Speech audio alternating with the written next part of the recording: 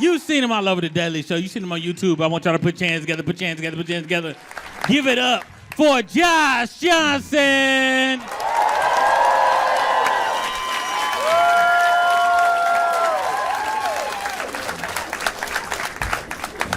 My most recent obsession is this court case, this lawsuit against Cardi B.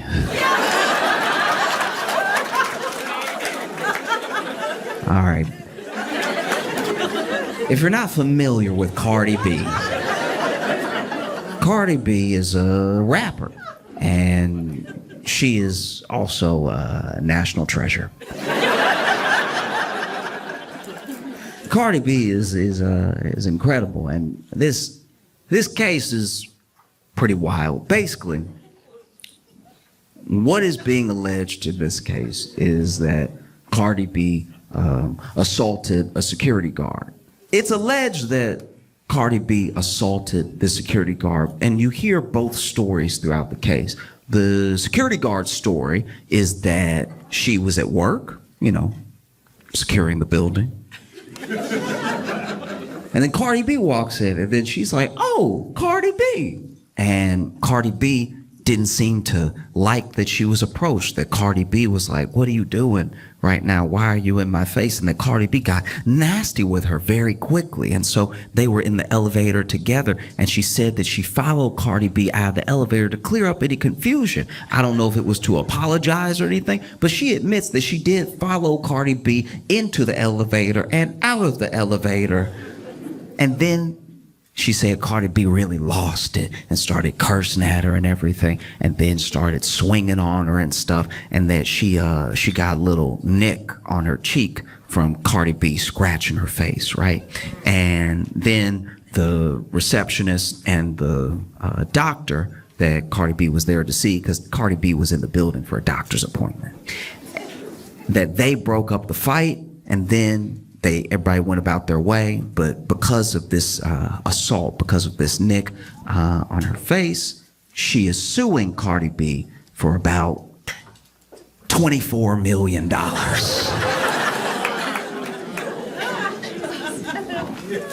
I'll tell you right now,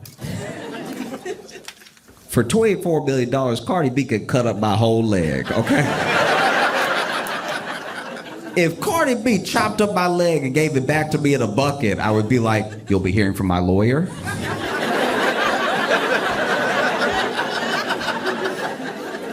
$24 million. That's crazy. So then, Cardi B's account of things is that she was going to the doctor. At the time, she was pregnant. She didn't want anybody to know she was pregnant. She didn't tell anybody, and she didn't even tell her security guard where she was going that day, her personal security, because she was just trying to keep this whole thing private, right?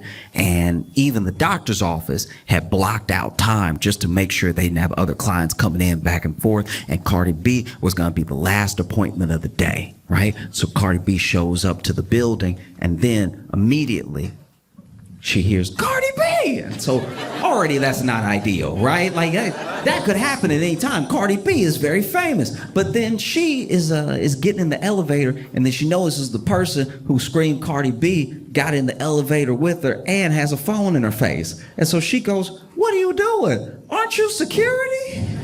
Because she had security on her.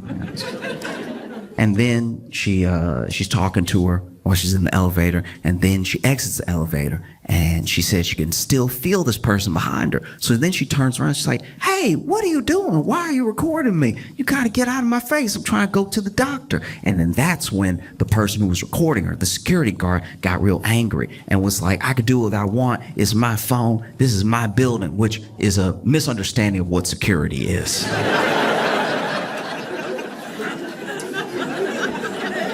If that really was said, oof. I've never met a security guard who thought they were clocking in to own the building for a little while.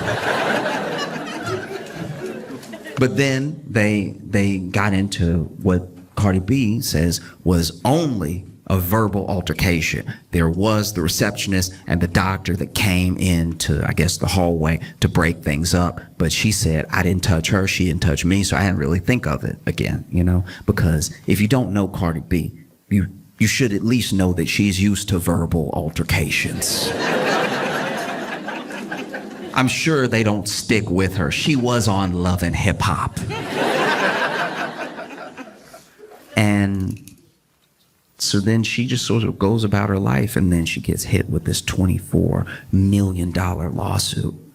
This whole thing, to me, just my opinion, but this whole thing feels like when that dude tried to sue Gwyneth Paltrow for millions. Remember that dude, Gwyneth Paltrow, if you weren't familiar with this, basically Gwyneth Paltrow went skiing one time, and then this other dude went skiing, and I don't know exactly how it went down, but I guess they bumped into each other at some point, and then the guy got up and he was like, wow, you're Gwyneth Paltrow.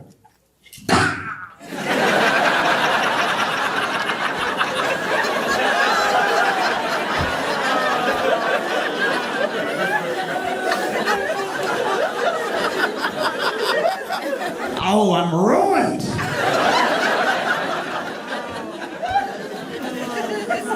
No, because this is the thing. Coming after Cardi B seems like kind of easy in a lawsuit like this, just because she was on shows like Love and Hip Hop, and in Love and Hip Hop there's a lot of this. In Love and Hip Hop, whether you're watching Atlanta, Hollywood, New York, there's a lot of almost fights. You know what I mean? Usually it is stirred up by the producers. They get everybody nice and drunk, and then they're like, hey, you won't believe what she said. And then they always believe what she said. And so, you know, Cardi B's been known to pretty much never back down. In fact, there was this old case. I don't think anything ever came to it in like a court sense, but Cardi B was doing I think it was a festival, could have been a concert, and somebody threw something on stage. You know, somebody threw like a water bottle, and this has happened a lot in like the past. I don't know. People lost their minds through COVID and everything, and now people sometimes even film themselves throwing something on stage. I don't know if it's like to get a reaction out of the performer, and every performer has a different reaction to it. There are some people who, as soon as something gets thrown, they walk off stage, show's over, and they don't even try to continue. There are some people that try to dodge it, act like it didn't happen. There are some people that try to dodge it and then try to find the person who did it and get security to kick them out and everything. Well, basically there was a time where someone threw a water bottle at Cardi B, and I believe she dodged it, but she must have seen who did it, because she immediately threw the microphone at them.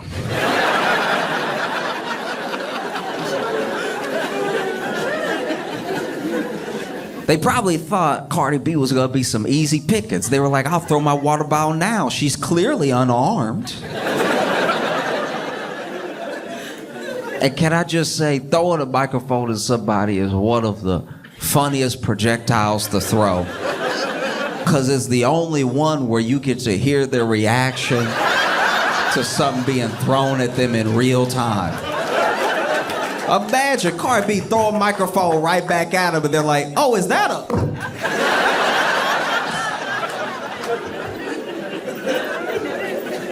Last thing the crowd hears before the show ends is a, whoa, watch out!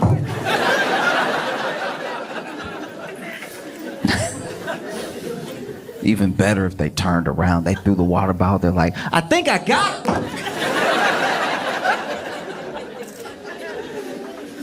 And so, well, they had this court case, and I don't know. Cardi B better than me. If I were me, I'd be losing my mind right now. $24 million for that's what she's alleged. Like, the security guard is alleging $24 million. I don't even think I got $24 million worth of head. I think even if I was in a horrific accident, I'd probably only get like 10, maybe. And that's with half the head missing. $24 million just feels insane. And so, they go to court and Cardi B's got a lawyer, security guards got a lawyer, and security guard's lawyer does seem bad at this. I don't know the law. I'm not a lawyer. I don't even know some of the stuff they're saying. When they get into like the real nitty gritty, like the weedsiness of the law, I don't know what's happening, right? All I know from all my hours of watching Law and Order is that if you're a lawyer and you're talking in court, you're talking, right? And then the other side keeps saying objection, and then the judge keeps saying sustain, you're not exactly doing well.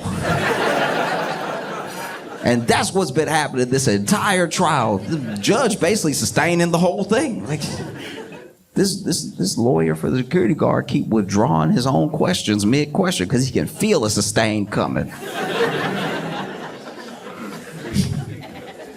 And like some of the questions don't have anything to do with anything. It's one thing if you're badgering the witness or you're really trying to like rile them up and get them to admit something, you try and catch them in a lie or something like that. It doesn't even feel like that's what's happening. This dude will just be asking questions that have nothing to do with anything or the case. It feels like he's just a Cardi B fan. The amount of times that Cardi B's lawyers have had to say objection, relevance is astounding. He's asking her all sorts of questions. At one point, though, he gets back on track and he asks Cardi B, you're saying that you felt threatened by my client.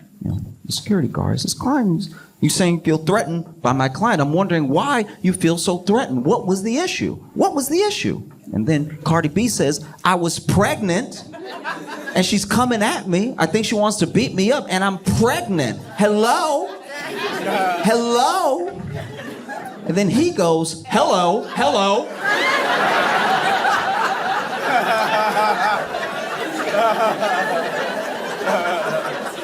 Hello, I'm here.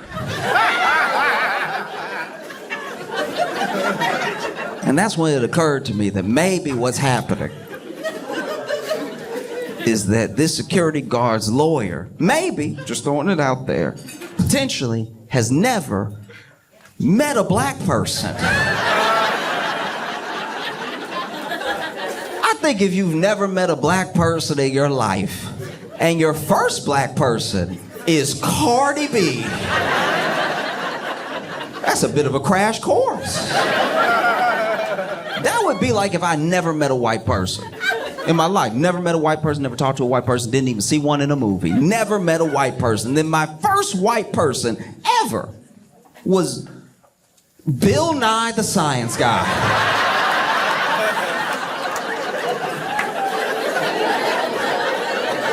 I think I might be walking away with some incorrect assumptions about white people. I think I go back home and tell all my friends and family, oh yeah, white people, they love space. No, they got a bunch of facts about turtles ready at the hip. Oh, and they love bow ties. Can't stop them from wearing a bow tie.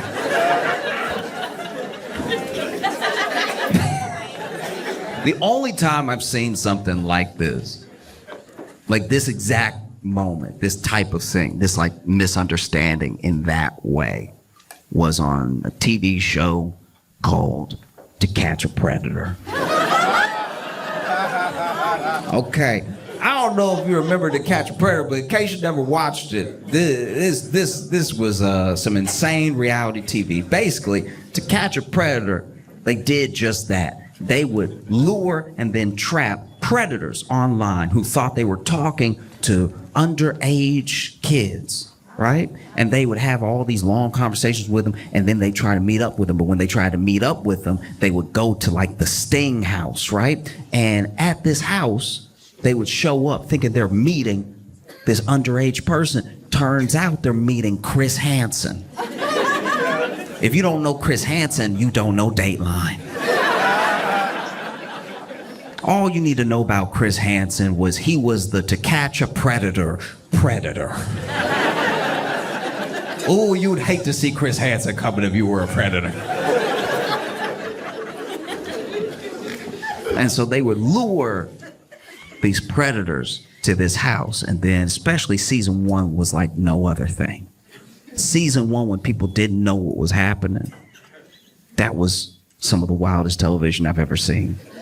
Because they didn't know who Chris Hansen was, all of them. Some of them did, right? But most of them did not. And so they'd show up to this house thinking that they're gonna meet this underage kid, and they might even call out a name or something. Then Chris Hansen would walk in. Chris Hansen walk in holding some papers and everything. Now, because they don't know who Chris Hansen is, they think maybe this is the person's dad or something. So they immediately feel caught, but they don't know how caught they are. Right? So then Chris Hansen would walk in and be like, "Hi, how's it going?" And then he'd tell them to sit down, and they always sat down. Chris Hansen would sit them down, and then he'd ask them what they were doing here. And they try to come up with some sort of lie on the fly or something. And then he would ask them how they know this underage kid, and they try to come up with some lie on the fly, something like that. And then Chris Hansen would be like, "Oh, that's interesting because I have the transcripts of your conversation." And no matter what color they were, you watched the color leave their face. And then Chris Hansen would ask them what they meant by certain things in the transcript of the messages and stuff, and these people would just sink. They were just terrified, devastated, right? And then Chris Hansen would be like, "Okay, all right, you've answered all my questions. You can go." And even the predator would be like, "What? Really?" Like, yeah, you can go. You can go. And they'd be like, "Oh, okay. I mean, I thought my life was ruined or something. All right." And then they would get ready to walk out. And when they walked out, they were immediately tackled by the local police department. And not just tackled, like properly football tackled. This would have been unnecessary roughness in the NFL. This is the only time nobody's gonna take you to task over police brutality. You know what I mean? Because the police, to their credit, they would announce themselves and say, "Get on the ground." They were just saying, "Get on the ground" when they were already airborne. Police would be in the air, legs up. "Get on the ground." It's like, you know your shoulder about to be in his neck. They would tackle him, and they cuff him up, and then they throw him in the car, and they take him to jail. And then in jail, they would go to the interrogation room, and they'd have to answer all of Chris Hansen's questions all over again. I guess him asking was just practice. And there was this one time where this guy comes in, and I don't remember what season it was, but this guy had a very interesting aesthetic. Like he was white, but he had a very like Vanilla Ice vibe to him. You know what I mean? And so he walked in, but when he walked in, he was like.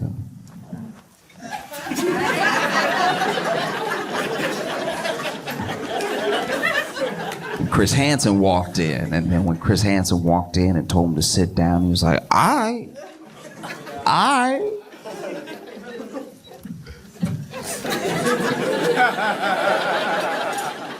And then Chris Hansen does the thing that he does, asks him why he's there, asks him why he's been talking to this underage kid and everything. And then a thing I forgot to mention before that also happened in all the episodes was when Chris Hansen finally announced himself, where he was like, "I'm Chris Hansen with NBC's To Catch a Predator." Cameras would come out from all these different rooms, right?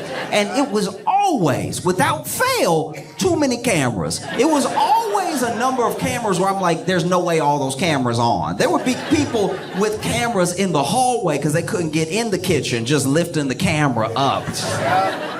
Be way too many cameras. And so then the cameras roll in once Chris Hansen announces himself, and then this guy sitting there pulls down his cap a little bit and says to Chris Hansen and all of the cameramen, "I'm not really trying to be on TV, you feel me?"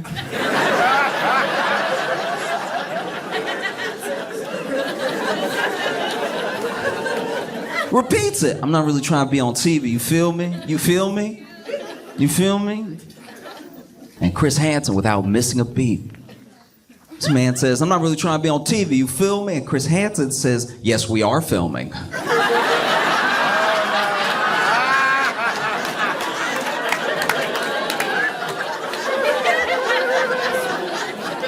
And I haven't seen such a misunderstanding until the security guard's lawyer says to Cardi B, hello? Yeah, I'm here.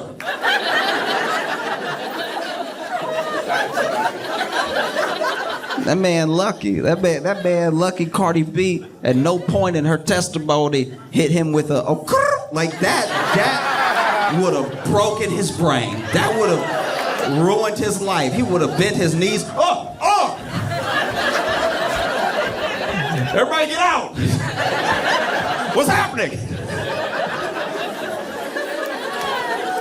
No. Because once again, this dude is wild. This dude is asking her questions about things that have nothing to do with anything. At one point, I think he's really in his head, he's having his like Perry Mason runaway jury moment. Like he's doing something right out of Law and Order in his head because he gets his planted stance. He starts going in on Cardi B and he says, today versus yesterday, all right? Yesterday, you had short black hair.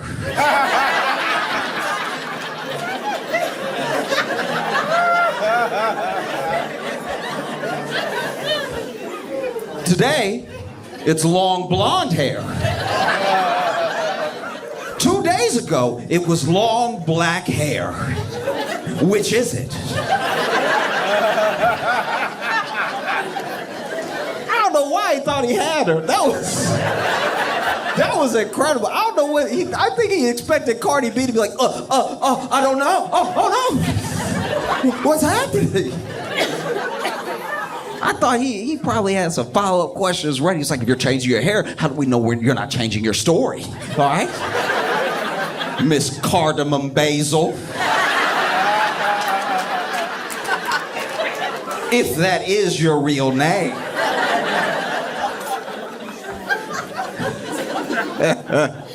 And Cardi B just laughed it off. She was like, they're wigs. Like, what do you want me to do?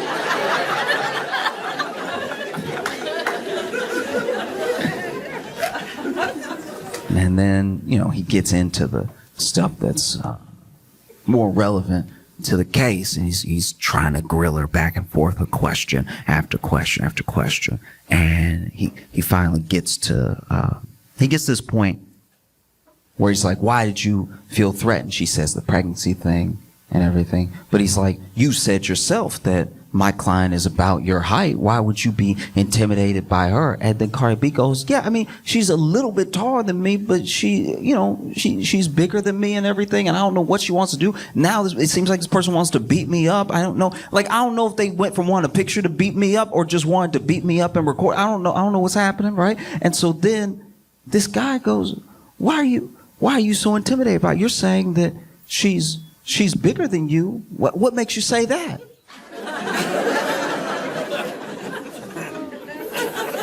And then Cardi B goes,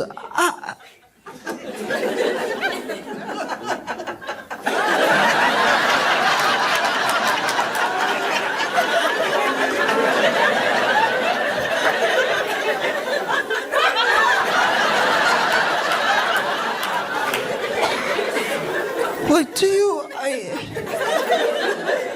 do I have to say it? No? And then he's like, are you calling my client fat? Are you calling my client fat? All right? Did you call her fat that day? In fact, you called her fat that day, didn't you? And then Cardi B is like, no, I was only calling her the B word. Like, it was really just that. I didn't really have time for anything else, Sort of said that over and over again. Didn't really get to work in any other details. And this lawyer, I don't know, like even this, even it's like now what we're getting into is stuff that I guess isn't nice, but I don't know how it helps his case, because then he just keeps egging it on. He's like, but you said that, and you said other things, didn't you? You said other things. And then Cardi B, to her credit, it starts admitting everything that she said, right? She starts just repeating verbatim in court. She just cursing in court openly, just non-stop cursing in court, right? And he's like, is that what you said? Say exactly what you said. I mean, she's right here, right now. Say it again. Say it to her face. Say it again. And then even Cardi B is like, what is happening? Like, you want me to curse her out again? Like, is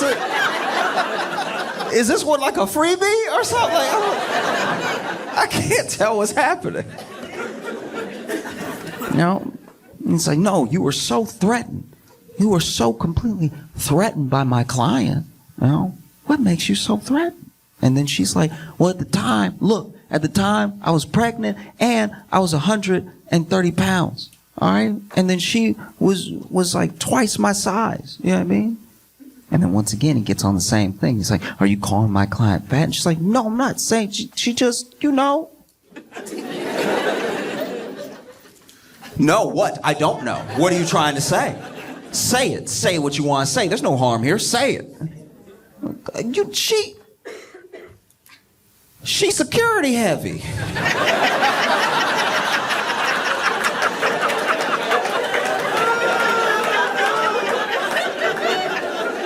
That's so much worse.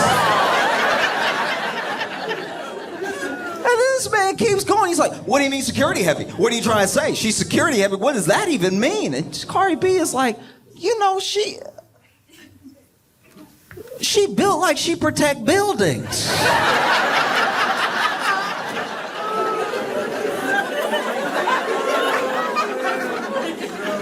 If it were me and I was Cardi B, I'd probably be sitting there furious. Cardi B better than me, you know? I'd probably be sitting there so angry. I'm just trying to live my life. I was trying to go to the doctor privately. My business is always out there. People get paid to get up in my business and everything. And I'm just trying to have a quiet moment. I'm not feeling well. I believe was her first child and everything. No one knows that she's pregnant. And then this whole thing blows up, and then she gets sued for $24 million. And, you know, she's better than me. I'd be sitting there furious at that lawyer. And if I was a security guard sitting there watching this happen, I'd be furious at that lawyer. What are you doing? You're just getting me roasted in open court. This doesn't feel like it's getting me any closer to $24 million.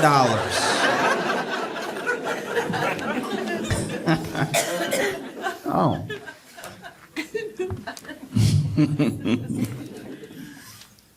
Because I'm not going to sit here and act like I'm better than anybody, okay?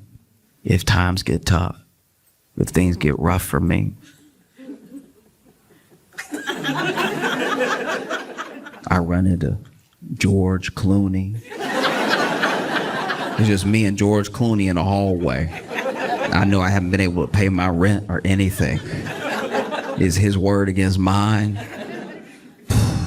I'm gonna see George Clooney. I'm gonna put my hand on the ground. I'm just gonna.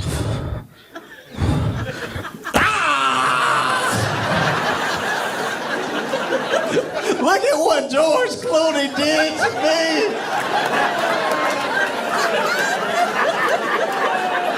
Why would Ocean's 11's George Clooney do this? I thought he was a good man. I can't believe that Ocean 12's own George Clooney would step on my hand like this. What's that you say? He still owns the tequila company?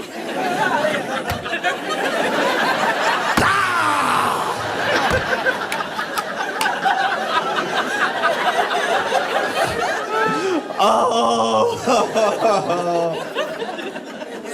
Oh no.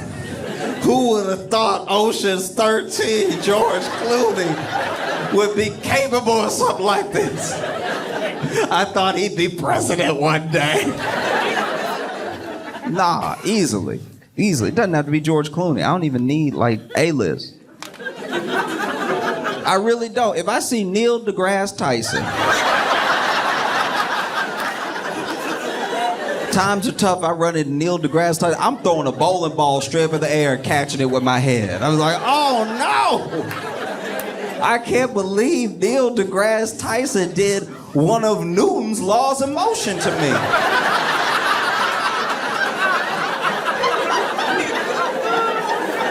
I think it was the first one. No. Doesn't have any popular person will do, you know? If I see William H. Macy, I'm gonna run into a wall like that dude from the show Fargo. I'm gonna run right into. If I ever meet William H. Macy, he better pray we outside. Because if she's trying to get money out of Cardi B, you know, this is not the way. She over here admitting that she only got nicked. Just a little. That quick. That. And she said that she had to have 2 plastic surgeries. Even brought the plastic surgeon to court, and the plastic surgeon came into court with a picture, right? Now, the plastic surgeon, this is also why I feel like this case is bogus, because she doesn't have a picture of the scratch from the day that it happened. Her plastic surgeon had to come in and do a before and after picture, and honestly, I don't know if that dude, the plastic surgeon, I don't see what he did. Like, it's... Even when they tried to show the cut, like the little scar that Cardi B supposedly gave her, maybe they didn't zoom in enough. Like, I don't know what's... But they had the little line pointing straight to it, and I'm squinting. It doesn't even look like Cardi B did $24 of damage.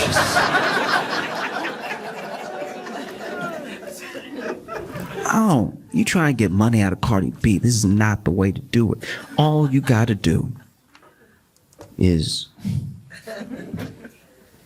make sure y'all are still alone. The other problem, and the reason this whole case feels fishy, is because her lawyers, and I suppose even her, didn't want the receptionist or the doctor that broke them up testifying. That seems suspicious. If I got $24 million worth of damage done to me, I'd call everybody who was within earshot. You know what I mean? Oh, you heard me. You remember? I was like, oh no, $24 million just fell out of my face, right? So the fact that her lawyers didn't want those people testifying seems fishy. And then you kind of understand why. I don't know if she was a fully surprise witness or anything, but I know they were trying to block it for a long time. And so the receptionist finally sits down on the stand and testifies, right? And the security guard's lawyer is over here asking just all the relevant questions, right?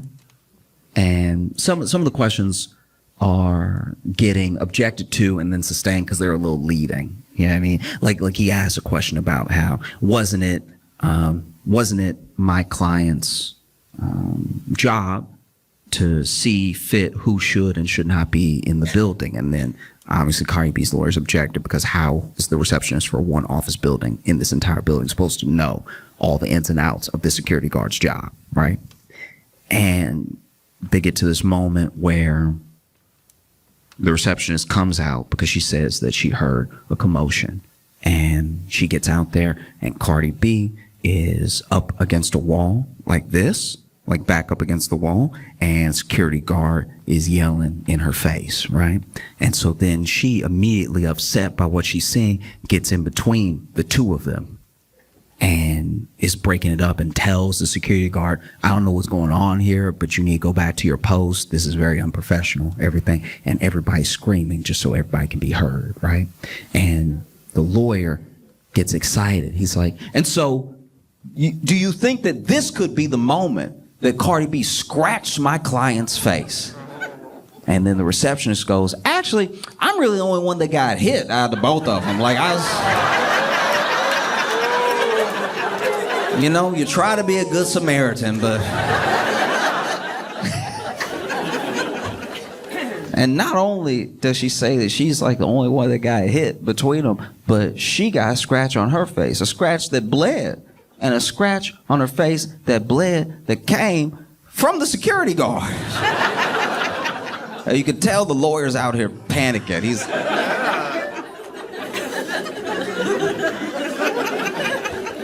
Whoops. Okay, all right. And so then he starts, in my opinion at least, sort of like badgering her a little bit with questions to try to like double back from the fact that now it looks like the only person that may have assaulted someone is his client. And so he then says, he's like, yes, but you also weren't there the entire time, so you didn't witness the entire altercation. Maybe Cardi B spit on my client before you got there. Maybe she scratched her face before you got there, but you got there and you broke it up and you say that you didn't see anything. But maybe something happened before you got there. You don't know. You don't know. And then the receptionist was like, yeah, I guess I didn't know what it was like to be there till I was there. Yes, I suppose. Like... You got me there. Because it's not just the scratch, I should point out. The scratch is the main thing, but the security guard is also, to my knowledge at least, alleging that Cardi B got her fired as well. You know? And then they had the doctor testify. And I won't say that the security guard's lawyers tried to poison the jury, because they were pushing a narrative the entire time, and the narrative was that obviously the receptionist and the doctor would back Cardi B because she was a client of theirs, a patient, so it benefits them to back up her story, right? And they even say as much while the two people are on the stand, you know? But then the receptionist says, no, actually, the security guard hit me up and said we should sue Cardi B. And I was like, nah, because you started it. Which is also not great for a security guard's lawyer. He's over here, okay, well, look,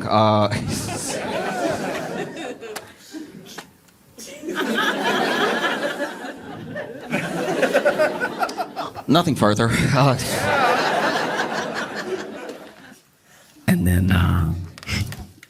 And then they had the doctor testify. Now, the doctor was the last to sing, so by the time he comes out, the receptionist is getting in between Cardi B and the security guard. So he said he was also very upset about what was happening, you know, and he was trying to make sure this thing got broken up. Now, the doctor said, look, what I saw wasn't just unprofessional, it was very concerning to me. And I got out there, and the only thing I could think to do was try to match the body language of the security guards. I don't even know what that means, but I imagine it means he ran up out there, he saw three people arguing, and he was like, hey!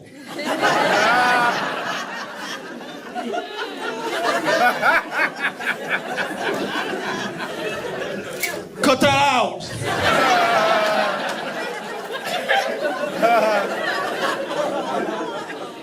Because by his own account, it's not like he the one pulling people from people or anything. Receptionist has already broken it up and taken some punishment, and so...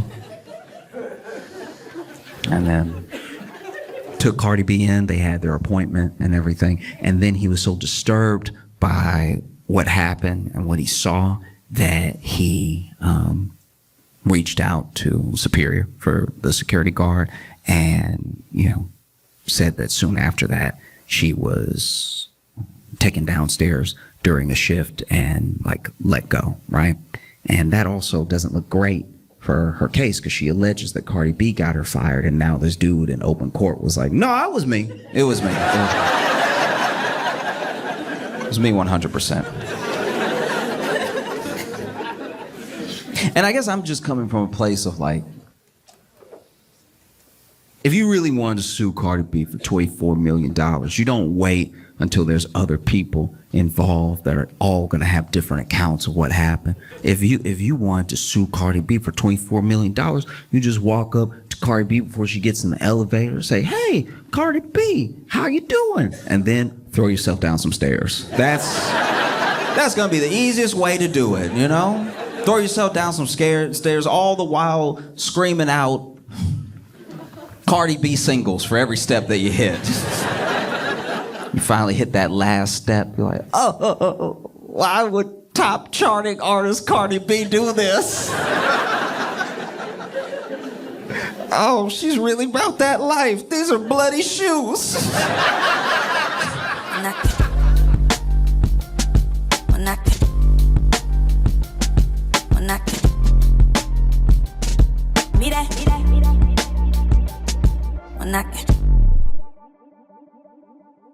Philadelphia, please make it loud for Josh Johnson!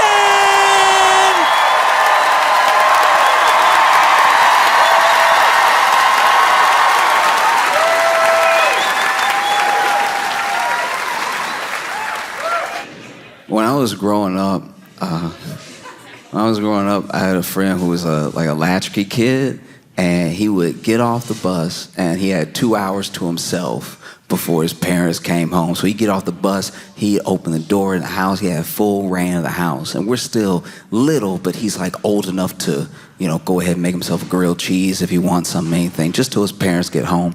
And one day he comes home and his parents had a get together the night before, and he sees laid out just a little bit left of some wine. And he's like, oh wow, I know that this is grown-up juice, but I want to try it because I'm not supposed to have it, because I know I'm not supposed to have it, right?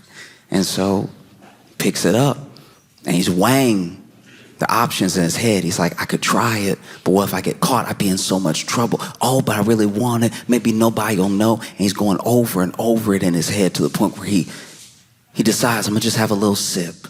And he's bringing it to his lips, and then he ends up slipping it out of his hand, drops it, stains the carpet, right? So now he's freaking out because it's like, oh no, they'll know there wasn't a stain there when they left. This is all on me. And he did what a lot of kids would do in that scenario. He made it worse. He was like, the only thing, and I can understand he's a kid, but this is a mistake that I don't think I would have made. The best thing for him to do in that moment, he thought, was to make a bigger mess. And then that way, the stain won't be so bad. So he grabbed a rock and he threw it through the window.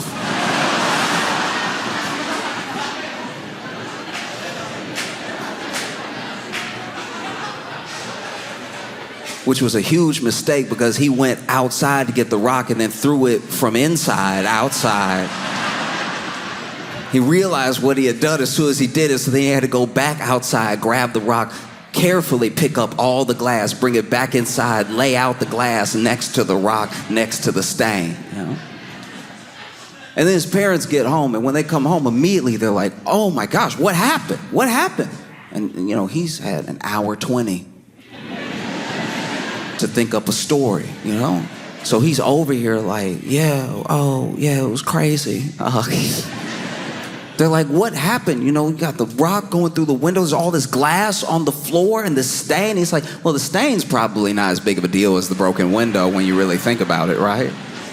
And they're like, what happened? And he says, well, you know, the rock came through the window and it must have hit the glass that had the wine in it, the wine that really shouldn't have been left out. You know, that's an adult beverage. I'm a minor. And then it must have hit the perfect angle to hit that glass and this glass and then knock over and then make a stain on our beautiful 3-bedroom carpet. Yeah. And his parents were like, but did you see it happen? Like, how did this happen? Did somebody throw this? And he's like, uh-oh, because he didn't think that far. And so he was like, yeah, the man threw it. And they were like, what man? And now he's in deep because he's like, yeah, what man? What am I doing? And so he's like, yeah, the man, there was a man that, you know, threw the the rock through the window and everything. And you saw him? Yeah, I saw him. He threw it and he ran and everything. And he thought maybe that would be the end of it.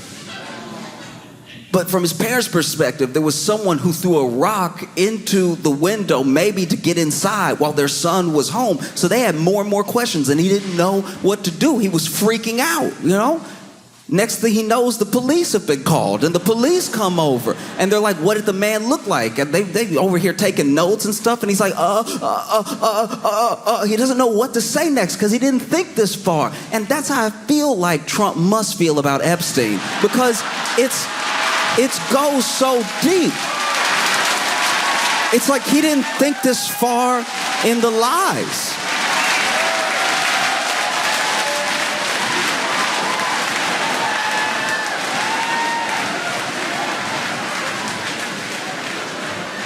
Like he just didn't account for it. He thought he could make it quiet, It's not going to be pitched as a direct and absolutely direct order from Trump, what the DOJ did. But the DOJ came out after interviews saying, oh, there's so much information. We're just trying to figure out how to put it out there in a way that's clear. Oh, there's so many files. There's a list of names. There's logs. There's a client list. After saying all this stuff in the media, the DOJ comes out and says, actually, the investigation is closed. We're not going to be prosecuting anybody else. And I think we got to the bottom of it. Thank you for your attention to this matter.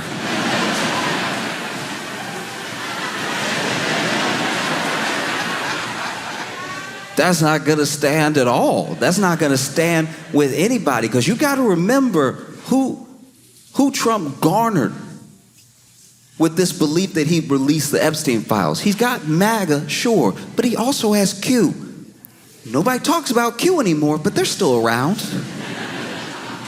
And they believe deeply that Donald Trump is going to be the one to unleash all of the truth. All the evidence will come out. When Trump is president, he'll turn over everything on the powerful cabal that has been victimizing people across the world. And then he's like, hey, yeah, there's no... And I think he thought that he could really bury it, that he could truly bury it. But he's wrong. He's wrong because there are a lot of things that he didn't account for. There are people that Trump controls. There are people who he orders around, and there are people who blindly follow him, sure. But he didn't count on things like Jeffrey Epstein talking before he died to a biographer for like 100 hours. Like just a ridiculous amount of time. I have friends I don't think I've spoken to for 100 hours. 100 hours, you probably say a lot of nothing, and you probably say some pretty interesting stuff. Those 100 hours of conversation is how we know that Trump and Epstein were tight for years. Well, even Epstein said he knows some of the inner workings of the White House because him and Trump would just chop it up. You know what I mean? That's heavy. That's a lot to try to sidestep. And Trump's been making mistakes this whole time. Even when Epstein died, right? Epstein dies. He was in jail and he passed. Who can say how?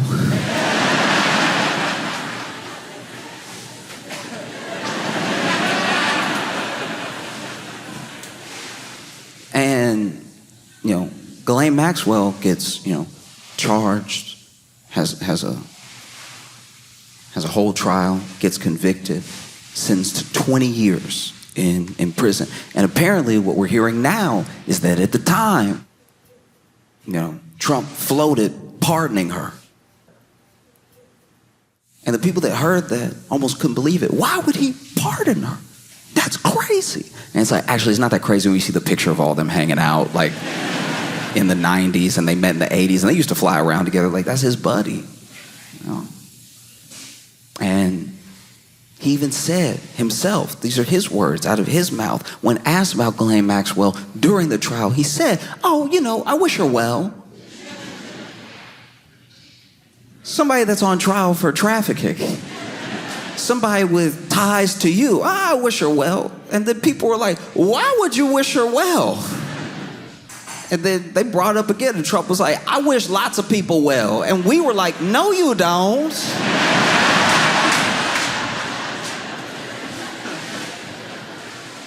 I've been watching you the whole time. I don't think you wish anybody well that I've seen. All you come up with is nicknames.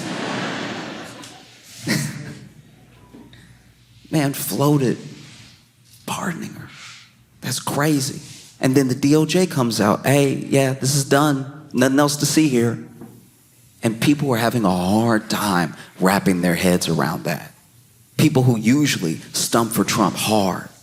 No matter what he says, they manage to twist it in a way that maybe could make sense to you, and they'll say that that's what he means. One of the reasons that Trump can do everything that he does and it comes off a different way to everybody is because so many people think that they're the Trump whisperer.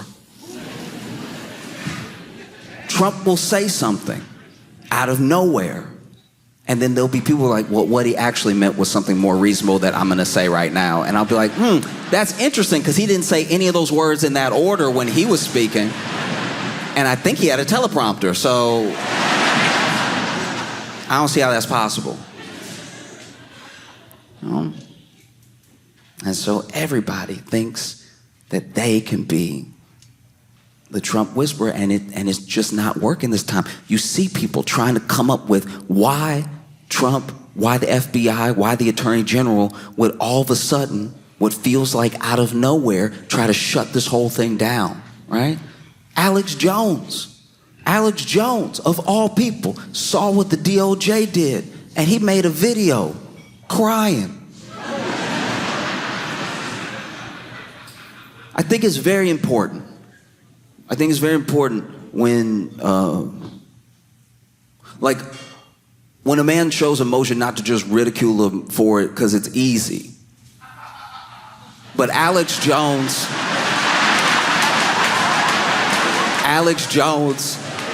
cries weird.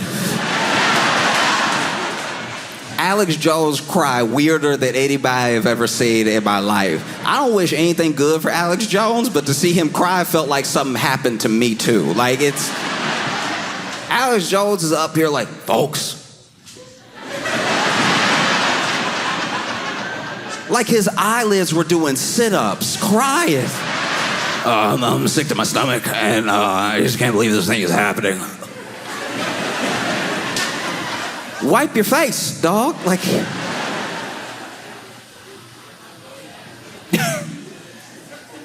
and even Alex Jones trying to come up with something. He's like maybe the deep state got to him, and the deep state is like in his body, and that's why he's doing this stuff right now. And then he'll be back to normal after he has one of my protein shakes. You can go to my website and buy frog protein for $19.99. No, it was crazy. Because Alex Jones, you gotta remember, this dude is a proper conspiracy theorist. Old school. There's something deeper behind everything at all times. And I'm not talking about like chemtrails. I'm not talking about like government operations. There's something deeper behind everything that happens all the time. Hillary Clinton went on The Tonight Show. Pretty sure this was on The Tonight Show, and she was trying to open a jar of pickles, right? I don't remember what the bit was, but that's what was happening. And Alex Jones pulled it up, and right after she opened the jar, he was like, you see?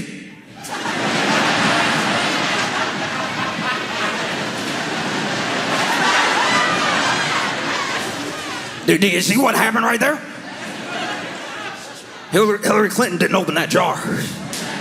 Now, in the video, she has opened the jar. Hillary Clinton didn't open that jar. That jar was pre-opened. All right? You can tell because there was no pop. There's supposed to be a pop. There was no, I brought the same jar. I'm going to open for it right now. And this man spends a while trying to open the jar. He spends an uncomfortable amount of time trying to open the jar. I think at one point he even had a rag too. You know, like those kitchen tricks you use? He over here, you know, sometimes you like tap the top of it, you like.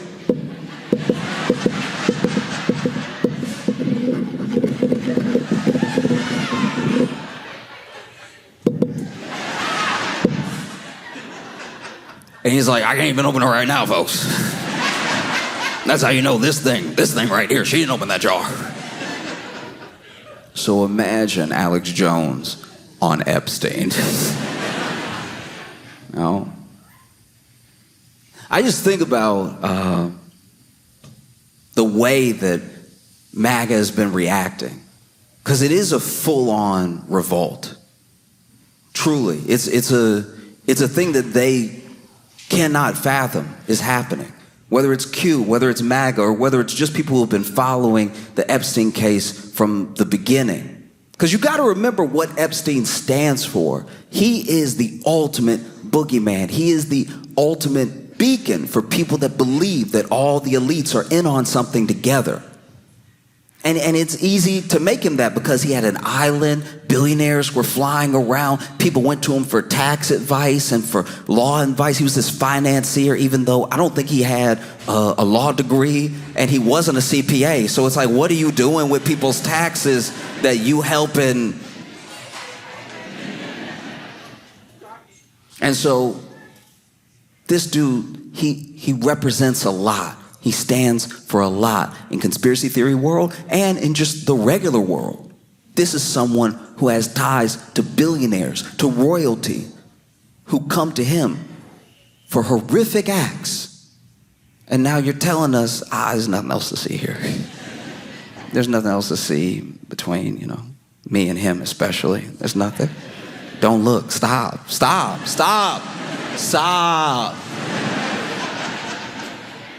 And so then Trump, for his part, is watching this whole thing go down, and he's watching people argue about it in front of him, people who are, in his administration and on his side, argue about the best way to handle it, going back and forth. Pam Bondi, Dan Bongino, Kash Patel, all names that sound like they're about to be called down on The Price is Right. All three of them are constantly going at it because then, Bongino is upset with Pam because he thinks that Pam overpromised and underdelivered and everything. Why would you even say that this stuff was coming unless you had a plan? You were just talking in front of the camera. And then Pam is going back at him, and Trump's watching this whole thing. And then in a press conference, they even asked him, they actually asked Pam Bondi a question about the tapes and the DOJ's memo and everything. And Pam Bondi was ready to answer. She was about to speak, and Trump interrupted her. He's like, hey, look, are we still talking about this guy? What? Why? Years? Why? Everybody's talking about this dude. What's the point? You know what I mean? It's just, I'm sick of this for you, Pam. You don't even feel like answering, do you? And Pam didn't catch. She wasn't quick enough. She was like, no, I don't mind answering. And I know Trump had to be sick when that happened. It's like,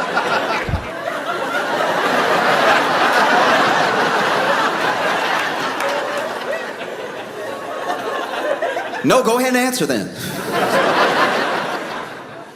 And, Pam Bondi talked about how they had released a lot of stuff, because there's a difference between releasing evidence around a case or releasing vital information or declassifying things and then releasing stuff, right? So they released a bunch of stuff to look like they were releasing something. They released the videotape of the night that Epstein got up out of here. And the problem with the tape is that it's always been talked about as if there was a tape of his cell that would prove definitively that nothing untoward happened, right? But the tape isn't of Jeffrey Epstein's cell with him sitting there and everything. It's of a hallway. And you're giving a tape to conspiracy theorists. They're gonna do some extra looking. There's 10 hours of tape. But there is 61 seconds missing. I don't know how long it takes to kill somebody. But if there's 61 seconds missing, I'm assuming that it takes 50 seconds and gives you 11 seconds to get down the hall. And I'm not even even saying that's what happened, by the way. I'm just saying 61 seconds, that's weird. And they asked Pam Bondi about it. And Pam Bondi is like, look, it's a very old system from the 90s where the tape resets at midnight. So it takes a second to like reset, and that's why 61 seconds are missing. And I had a lot of questions. I had a ton of questions. One, my first question, didn't even concern Epstein. My first question was, why are you telling everybody that? Because that is very valuable information if you're a prisoner in that.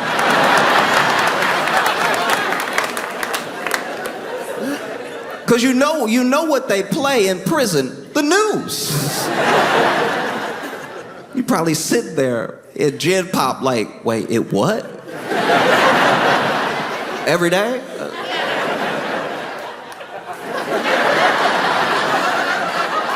I gotta go take care of something.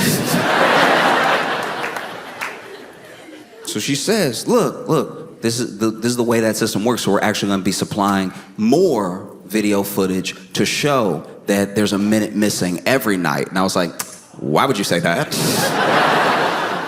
The people in prison can hear you. But also, that's a pretty bad system. It was supposed to be watching somebody, and it takes a minute to blink. That's pretty wild. That it's just gonna be missing every day, and you're telling us that like it's not an issue at all. Felt crazy to me. And then they release the video, and then people go digging, they go looking, and one of the things they find is that the video has been doctored. Somebody at some point ran the video through Adobe Premiere and did something. And I'm not saying, look. I'm not saying there's anything wrong with Adobe Premiere, all right? All I'm saying is I would have thought the government, with all their resources, you know what I mean? Like the government would have like a special program. That just feel pretty cheap to make an Adobe Cloud account that you run this Epstein tape through. Like nobody's gonna know, so then people are wondering about the missing minute. They're wondering about how this video's been tampered with. And then even people who watch the full 10 hours of the video, because you gotta remember, some of these people are dedicated. They're like, there's actually a guard that leaves one way and never comes back, which proves that there's two ways to enter that hallway. And I was like, oh man, he's so screwed. Trump, he's very good at creating a distraction, and he tries. He did his best. He said that he was gonna revoke Rosie O'Donnell's citizenship.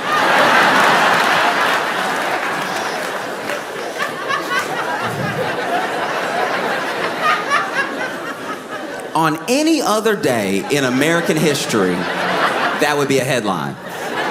Any other day, that'd be wild. And look, Rosie O'Donnell and Donald Trump have what I think is now like a 20-year feud going on, which is absolutely insane. The President of the United States has the ultimate and deepest beef. His arch nemesis is the actress from Harriet the Spy. That is mind-boggling. The leader of the free world is ready to have it out at any given moment with the voice actress from the main gorilla in the Disney movie Tarzan. The man with his fingers on the button for the nukes has a deep hatred in his heart, decades long, for Nickelodeon Kids' Choice Award winner Rosie O'Donnell.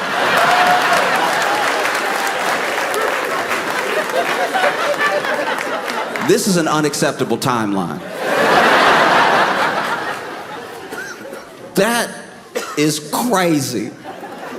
I don't even know what Rosie O'Donnell did that day. Like, I don't know what even brought it up? But he says, I'm thinking about revoking Rosie O'Donnell's citizenship. If Ireland wants to keep her, they could have her. And any other day, this would be the story. He knows that.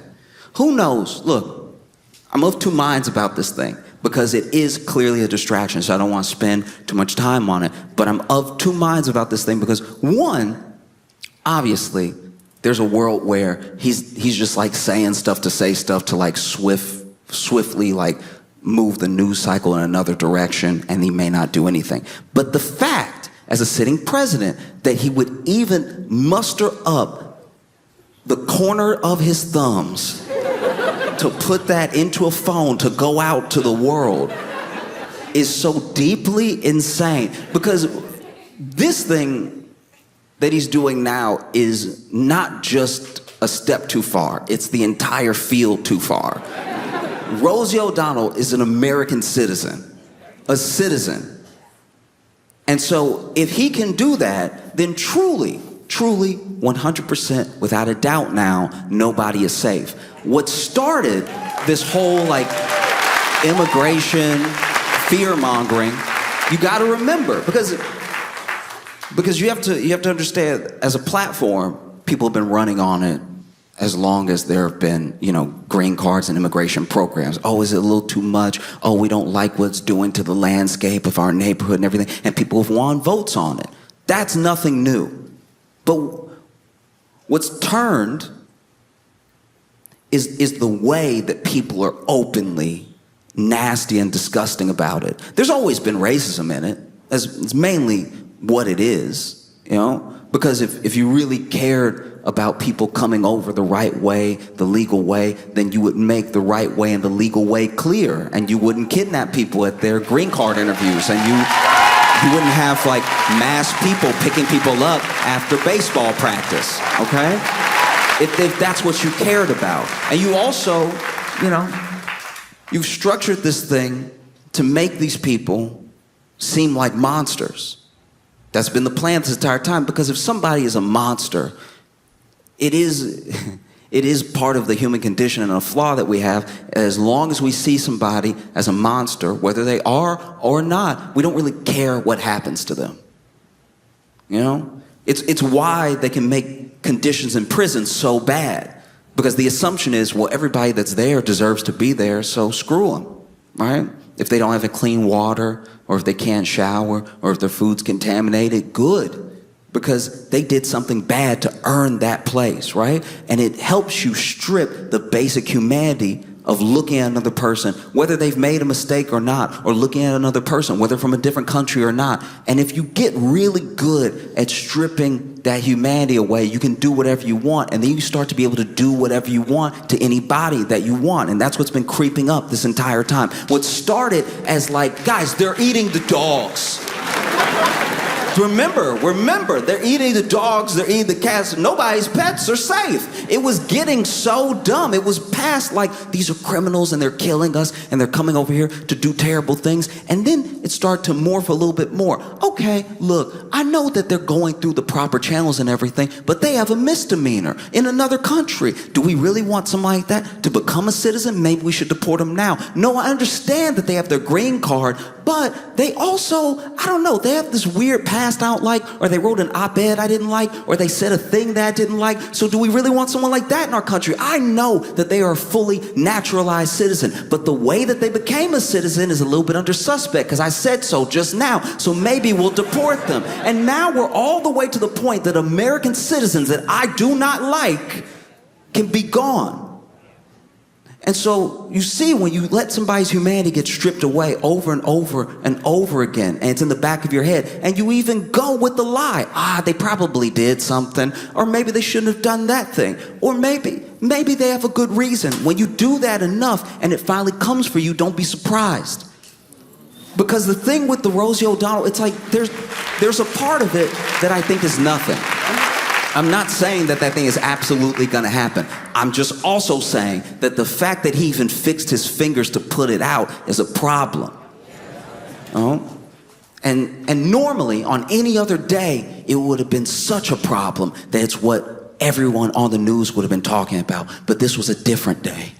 this was a day where Dan Bongino is so upset he doesn't even report into work. He's tired of arguing with Pam Bondi. He might resign. Other people are talking about resigning. This Epstein thing isn't going away. And so then Donald Trump did what he does best, what he does in a crisis, and what he does when it counts. He made it worse. Like a kid throwing a rock through his own window. He makes it so much worse. And now Trump is dealing with that fallout. There are people calling for Pam Bondi to resign. There are people that are asking Trump extra questions. And then Trump crashes out spectacularly while y'all were probably parking. And so I'm gonna do this real quick. I don't like to use my phone or bring my phone out often, but I have to read you what Trump posted. And admittedly, look, I'm gonna read every word that he posted, all right? But I will be doing it the way that I read it in my head. This is insane. What's going on, my boys? Boys in quotations. Oh no, what's going on with my boys? Boys in quotations. And in some cases, gals? Also in quotations. Are you asking us a question about what's going on with them, or are you confused about the gals specifically? They're all going after Attorney General Pam Bondi, who is doing a fantastic job, all caps. We're on one team, MAGA, and I don't like what's happening. We have a perfect, all caps, administration. The talk of the world, all caps, and selfish people, in quotes, are trying to hurt it, all over a guy who never dies. What?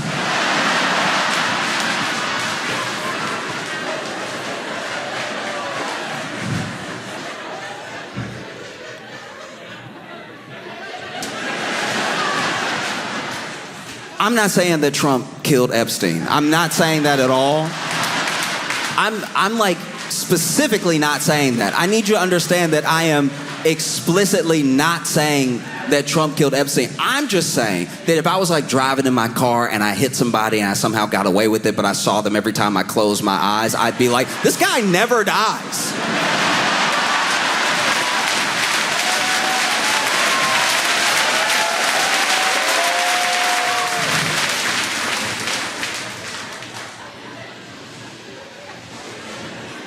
All over a guy who never dies, Jeffrey Epstein. For years, it's Epstein over and over again.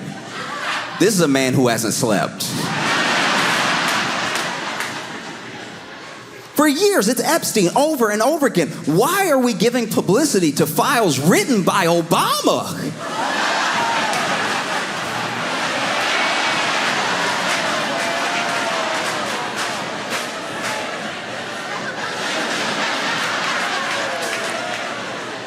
You know what's so good about files written by Obama is that Trump was sitting there knowing he know Epstein. Trump knows Epstein so well. They were friends. Trump lived so close to Epstein in Florida that Epstein had to knock on his door and let him know he was on the sex offender registry. Like, that's how close they lived together.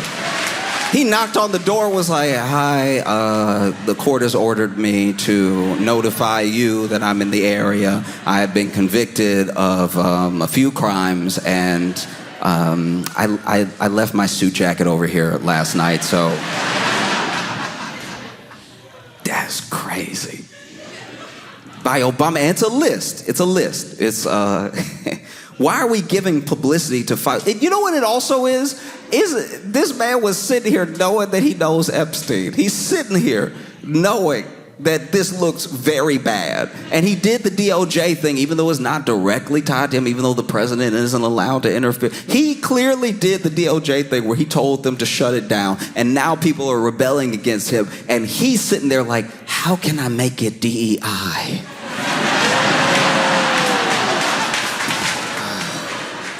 Obama. Thanks, Obama. Why are we giving publicity to files written by Obama, Crooked Hillary, Comey, Brennan, and the losers and criminals of the Biden administration?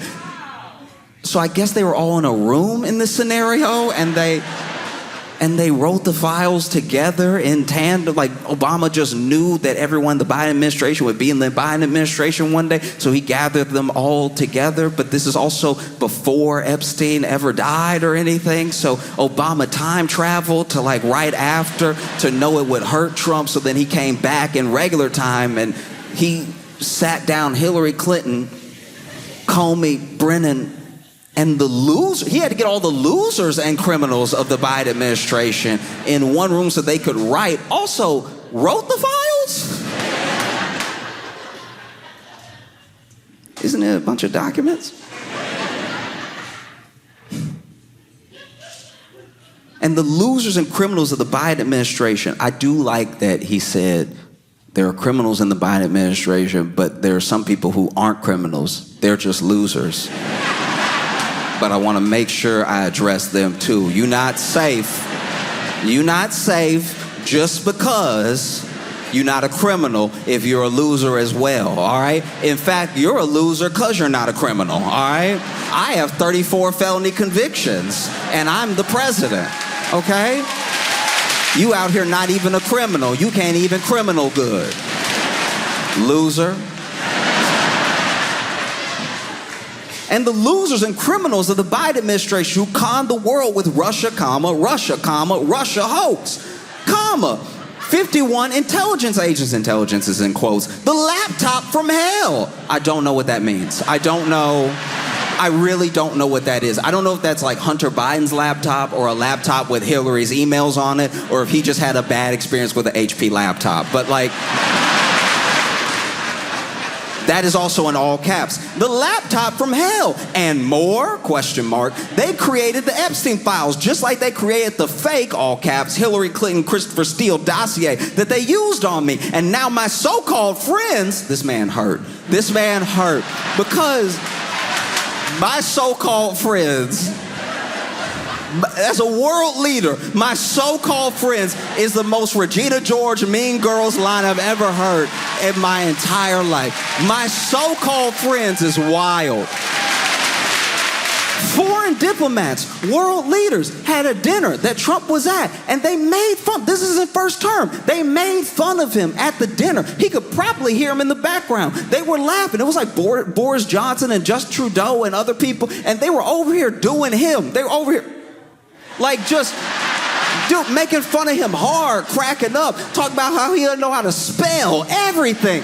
They were getting him good. They were roasting him. And then this man comes back to the U.S. and I'm pretty sure it was Fox News that played the tape that somebody got of them making fun of him, not with a bunch of audio, and his head was down a little bit. You could tell his feelings were hurt, for real. And he was looking down and everything. And he just said, yeah, I didn't know that, like, they were, like fake like that or anything. Even in that moment, he didn't say my so-called friends. My so-called friends is insane. And now my so-called friends are playing right into their hands. Why didn't these radical left lunatics release the Epstein files? If there was anything in there that could have hurt the MAGA movement, why didn't they use it? And this is good. This is clever. He's doing what he does. This is the Republican talking point that's going to go around, look for it over and over and over again. Well, why didn't Biden release the Epstein files? If there was anything in there that could hurt Trump, that could derail MAGA, why didn't he release it? All right, that's the most I know you are, but what am I logic I've ever heard in my life? Because you're the president now, so you could release them. I know that Biden didn't release them, but you could release them. You could. You could release them if you wanted. You could, like I dare you. I was just saying, like I dare you. I bet you won't. I bet you're too scared. I bet you won't. But you could. I know Biden did it, but you're the president now, and I thought you were a better president, so you could. You could do anything that Biden didn't do. You said that. You were like, there's a bunch of things Biden can't do that I can do, that only I can do, and one of those things is release the Epstein files. Like, I bet you won't do it, though, because you're scared. No, it's just funny, man. This man, he's going through it. Why didn't they use it? They haven't even given up on the John F. Kennedy or the MLK Jr. files, which is a terrible idea to bring up different conspiracy-laden things while you talk about there not being a conspiracy. That's crazy. That's a terrible move. This man is derailing. No matter how much success we have had securing the border, deporting criminals, fixing the economy, energy dominance, a safer world where Iran will not have nuclear weapons, it's never enough for some people. This man is spiraling. It's never enough for some people is not what a president says. It's never enough for some people is not how you speak as a president. That's how you speak as a dad who just finished a 16-hour shift and somebody tells you to take out the trash. It's never enough for you people. Every day, I've been awake for 24 hours. It's my birthday. Yeah, thanks for the time.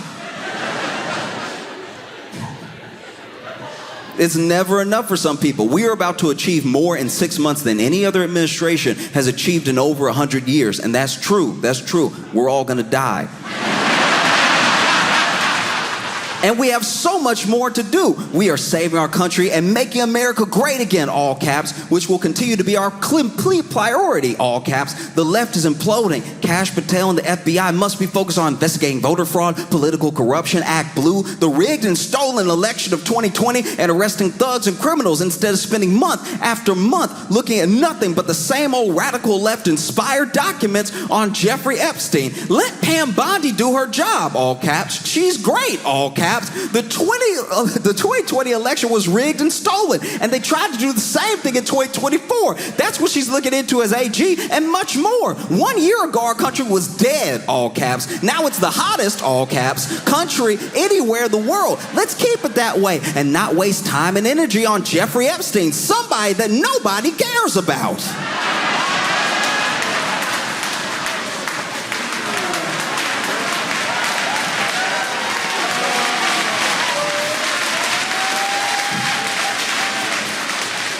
Thank you for your attention to this matter. There's a thing I read about a long time ago. There was this leader named Father Yod, and Father Yod was the head of the Source family. The Source family was this collection of people. Some people called them a cult and everything, but they mostly kept to themselves. Like, they ran like a vegan restaurant, I think, and they just minded their own business. But one of the most interesting things about Father Yod was Father Yod told them early on, before it was ever even really a cult, before there were even a lot of members, I'm God, and don't go to a hospital.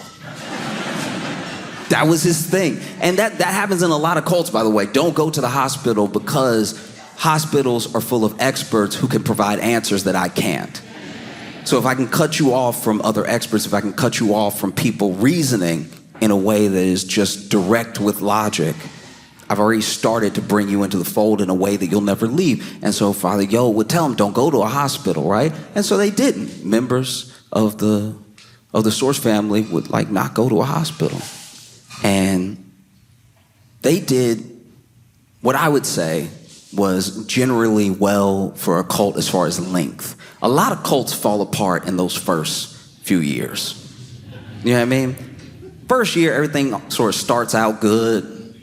Everybody's just having a good time, making friends, living in a commune and everything. And then year two,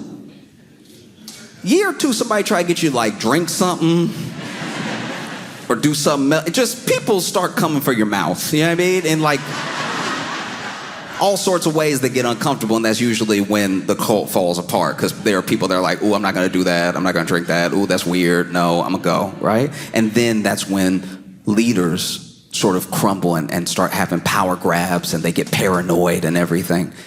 This didn't really happen, at least from what I read, to the Source family, Father Yod, and they stayed together long enough that there were members of the community that started coupling and even having children.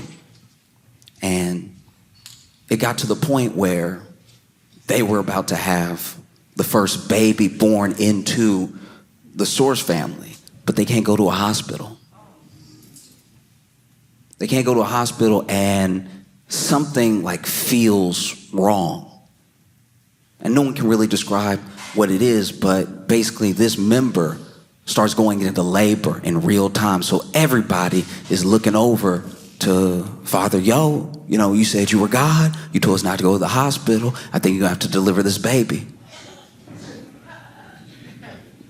And so this man does it. He delivered the baby. But when the baby came out, it wasn't making any noise. And it wasn't moving at all. And people started crying. Everyone was devastated. There was so much joy around having a new person in the family. And Father Yo, he did something. I don't know what he did, but the members described it as him just clearing the airway gently a little bit, and out of nowhere, after all that silence, after no movement, the baby cried and it started moving. And if he thought he had followers then, if he thought that they were believers then, we don't need a hospital. And it got to the point where one day Father Yo was like, you know what? I'm done with this whole earthly thing. I'm tired of healing y'all and everything. Everybody coming up to me all the time. I got a cold. Because that's what he would do. People would have a cold and then he'd be like, blah, blah, blah, blah, and then they would still have a cold and they just get over it in 2 weeks because it was a cold, right? But then when they finally got over the cold, he'd walk by and be like, did it? And it's like, all right, well.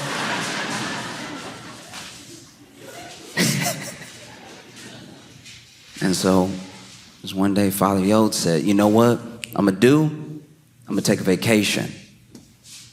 Get away from y'all for a little bit. I'll come back, but I'm going to take a vacation. I'm going to take it in heaven. And so he got on a 1,300-foot cliff with a glider. Because I guess he thought he was going to glide up enough to just get to heaven's front door or something. This man is truly lost to the sauce, right? He'd been leading the cult too long. He believed him now. I wish I had half the confidence. Because that's so crazy to think you're just going to fly up to heaven and stay up there, but you also need a glider.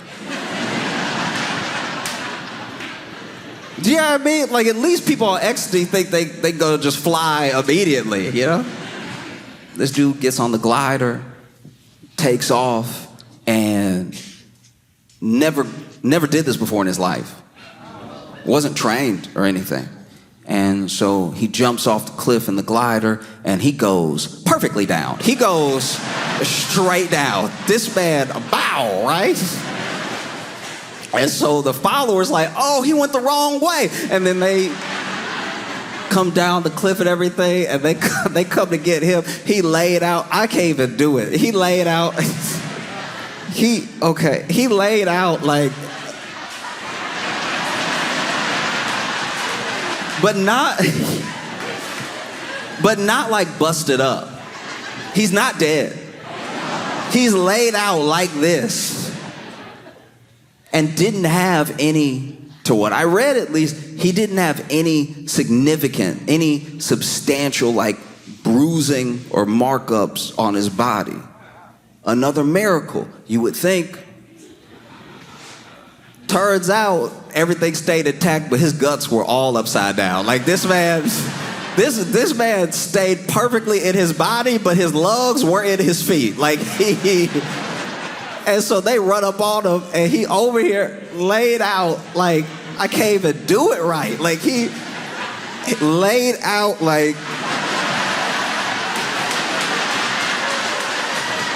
when they find him, glider crash, he laid out like this. And they run up there Father, Father. And he's like, get me to a hospital. Get me to a hospital. Now. And the followers are like, what? And he's like, yeah, the one on 32 Roscoe, please. Hurry up and get me to a hospital. And there's different accounts of this. I'm sure that there's followers that say he never asked for a hospital. I'm sure there's followers that say he asked for a hospital immediately. But this dude is like, get me to a hospital. And then the followers are like, what? Why though? Like, you said never go to a hospital. You said that that's not real science in there. You said that you get sicker if you go to a hospital. We can't take you to a hospital. And he said, get me to a hospital. I'm serious. Oh, I feel something upside down. You know what it probably sounded like? I mean, I'm not there. We don't have the footage or anything. But I imagine if you fall 1,300 feet down, you probably sound like that grape lady. Remember that grape lady that was crushing the grapes? Then she fell, and then she went, arr, arr, arr, arr, arr, arr. Off camera, we didn't see her.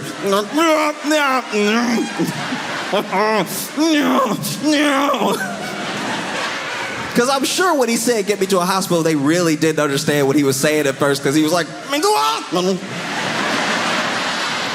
Get me to a, I think my spine behind my balls, get me to a hospital.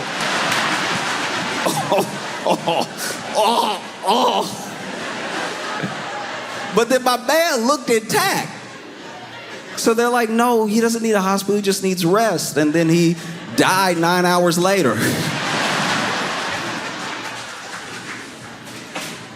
And so when I see the way that like MAGA is turning on Trump, it just feels so much like, why would you?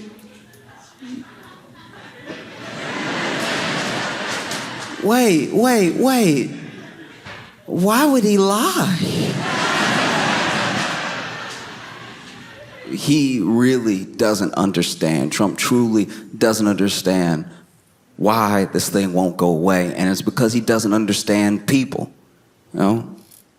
Whether it's, you know, the MAGA base, whether it's Q, whether it's anybody online, anybody interested or concerned about anything to do with Epstein, all those people are people. So if you lead people on and you lie to people, they have a reaction. You can't just get something and give nothing in return. And people won't let it go, and they won't give up on it, because this man is real. He really existed. And he really destroyed a lot of lives. And for all of our faults as humans, we care about that. And so no, we're not just gonna let it go. It's not like some passing fad of a thing. I think it is to him, because he just uses what he needs while he needs it to get what he wants. And once he has it, he throws it or the person who gave it to him away. And it's something that some people are finding out right now, that he'll betray you on a dime. Nothing matters to him. Because if this thing doesn't matter to him, then nothing matters to him at all. There's no way around it. People care because vulnerable people were victimized for a very long time. And whatever part you had to do with that, it can't be covered up, because there's nothing that screams, I'm in the Epstein files, like, stop looking for the Epstein files. One thing that I thought was incredible, one thing that put a smile on my face, was when Rosie O'Donnell responded to Donald Trump talking about revoking her citizenship. And I know I don't like to pull out my phone, but I want to read you what she said. You can actually look. You can actually. This is on her Instagram, so you can actually look this up for yourself. I'm not kidding. This is crazy. So first thing she does is post a picture of Trump and Epstein together, which is genuinely hilarious. And is Rosie O'Donnell posted in the caption, "Hey Donald, you rattled again? 18 years later, I still live rent-free in that collapsing brain of yours."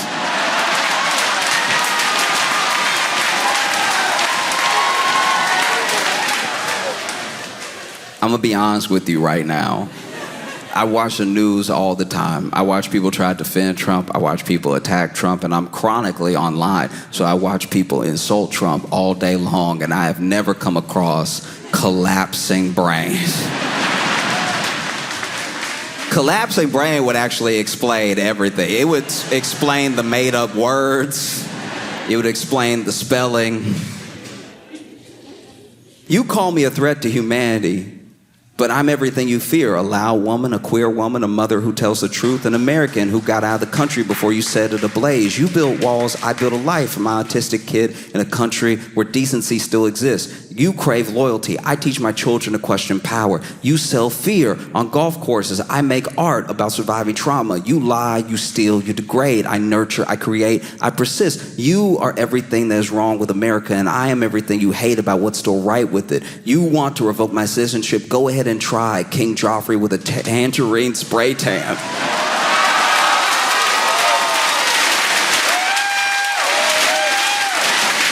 Jeez. I'm not yours to silence, I never was, and then it's the Irish flag signed Rosie. And if I'm being honest, I just never expected. Like, I never expected the President of the United States to be so effectively eviscerated by one of the supporting actresses from A League of Their Own. Like, it just feels wild that this is life. Philly, y'all been phenomenal. Thank you so much. I appreciate y'all. I hope you had a fantastic time. I had so much fun with you. Thank you for an incredible weekend at the Fillmore. Thank you for 8 sold-out shows. I appreciate you so much. When I